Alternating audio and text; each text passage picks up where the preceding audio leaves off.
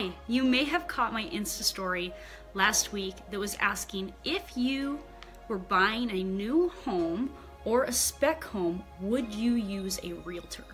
Now, most people answered yes, which is awesome, but the people that answered no, their reasoning was either they didn't know that they were allowed to bring their own realtor, or they didn't know that they needed to bring a realtor. They didn't really necessarily see a benefit.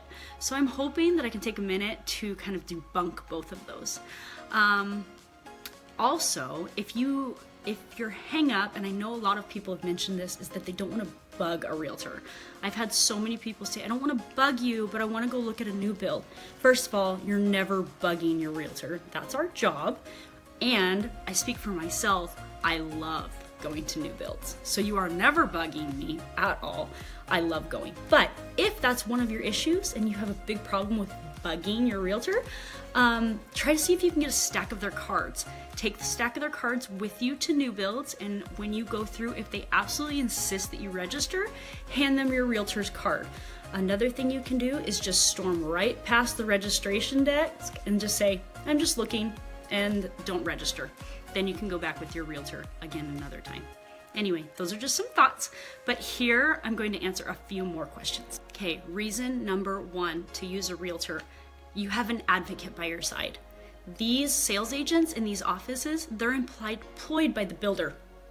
They are not employed for you. They are not employed to represent your best interests. Trust me when I say they are looking out for the builder's best interests. They're trying to make the builder money. So go in represented by someone who's advocating for you. You also have never read over these contracts. I know that the agents have that are in those offices a lot of times, but you haven't. So have an agent in there that can read contract language and tell you if something's fishy. Reason number two to use a realtor: you walk through these models. Obviously they are beautiful, but do you know what's standard? Most people don't. Did you know that a model usually has between, like a middle line model, we usually have about $80,000 to $150,000 in upgrades? I've seen houses that the base prices are $250,000 and they have $150,000 in upgrades. So having an agent with you, they're able to walk you through and say, look, this is standard, this isn't. So that's very helpful. Also, you need to know how much you should plan on for upgrades. It really depends on the builder. Some builders' standard options are awesome. Some standard options are horrible. So it helps to know what you can expect to pay for each particular builder, for each particular product for each builder. Some builders have different tiers of standards, so it's important to know that. Also, agents are very familiar with new builds. We can look through an upgrade catalog that might seem like a foreign language to you, and I can discern most upgrade catalogs pretty darn well. So the thing about buying a new build is you'll realize that the design center appointment is usually about a week to 2 weeks after you sign the contract, sometimes longer, and by that point you are locked into that contract. So sometimes you get to the design center, if you're not represented by a realtor, and realize, oh my gosh, their standards are awful, and I have to spend $50,000 just to get this looking even remotely close to the beautiful model that I fell in love with. So something to remember.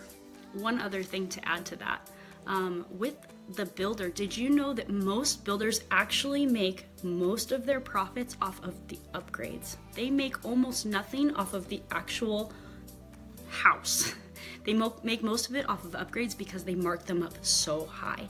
So yes, a lot of upgrades you can wrap them into your mortgage, and big ticket items, that's usually a good idea, but little things, you might actually save money if you do it after the closing all by yourself.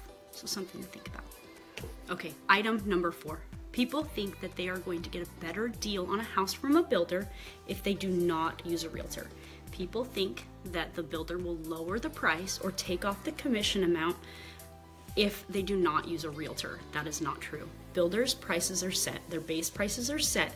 They will not negotiate. In this market, builders don't have any reason to negotiate on their base prices. Their homes sell just fine. Now, if you are getting into a new build and you are looking for a deal, your best bet is a spec. Builders will negotiate on their specs. Now, the closer they are to the completion date, the more negotiable they are. If they are almost done or done, that is when you're gonna get the best deal. Now, of course, you don't get to pick anything, but you do get a pretty good deal. These builders want this off of their books. They don't want a vacant home sitting there. They want it sold. So generally they'll start cutting the price as soon as it gets close to being completed or is completed. Not having a realtor doesn't save you any money. If anything, it can help you because us realtors know if and when things are negotiable, how much they're negotiable, and we can watch the market and watch these properties and see if and when something comes up that might end up being a really good deal. So, if you are thinking about buying new, I promise you that it will benefit you to use a realtor. There is no reason why it's a hindrance to use a realtor other than the possible inconvenience of you having to take your realtor along with you. But I assure you that any realtor would be happy to meet you at a new build community. So if you are considering buying new, please reach out to me or a realtor and we would love to help you.